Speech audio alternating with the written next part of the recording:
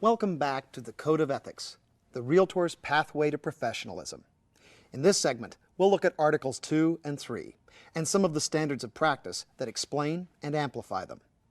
Article 2 tells us that as Realtors, we must avoid exaggeration, misrepresentation, and concealment of pertinent facts. Pertinent facts can relate either to a property or to a particular real estate transaction. Put another way, Article 2 tells us when we deal with pertinent facts that we tell the truth. We tell the truth to clients, customers, other real estate professionals, to everyone.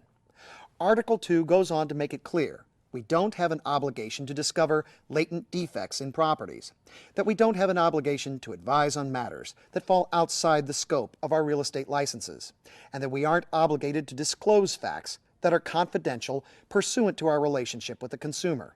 So, when we're working with a buyer or seller, or with a landlord or a tenant, what types of adverse factors or conditions are we obligated to discover and disclose? Simply put, our duty to discover and disclose adverse factors relates to those factors which should be reasonably apparent to a real estate professional with the expertise required by the state real estate licensing authority.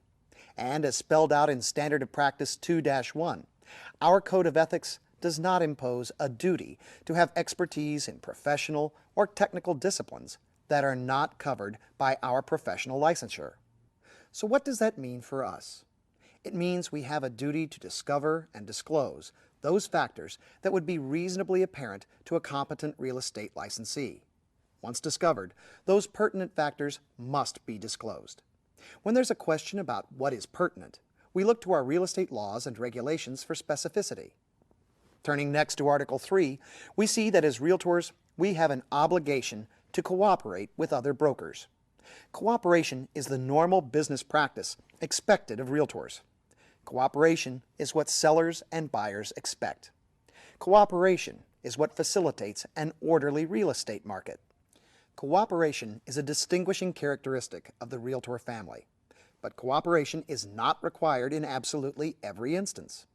Realtors are not obligated to cooperate when cooperation is not in their client's best interests. But in the vast majority of instances, cooperation is in our client's best interests. Cooperation, as it relates to the Code of Ethics, involves sharing information about listed property and making property available to other brokers for showing to possible purchasers at convenient times, to advance the interests of the seller and buyer. It is important to note, and must be clearly understood, that cooperation is not synonymous with compensation, nor does the fact that a Realtor is willing to cooperate with another broker mean there is an automatic offer of cooperative compensation tied to cooperation. Compensation that might be shared between brokers as a result of a successful cooperative transaction is separate and distinct from cooperation. In other words, cooperation and compensation are two different concepts. While in many cases, and especially through MLS, brokers will offer to cooperate and to compensate other brokers for their services in finding a buyer or tenant, compensation offers are a separate matter. Some of the standards of practice under Article 3 deal directly with compensation offers, since compensation is so frequently tied into cooperative transactions, particularly those facilitated through MLS. Standard of Practice 3-2 tells Realtors that offers of compensation they make to other Realtors can be changed, but to be effective, the modified offer of compensation for cooperative services must be communicated to the other Realtor before that Realtor produces an offer to purchase or lease the property. In that same vein, Article 3 does not prohibit listing and cooperating brokers from mutually agreeing to change the compensation that one will pay the other at any point. This assumes that the change is acceptable to both sides.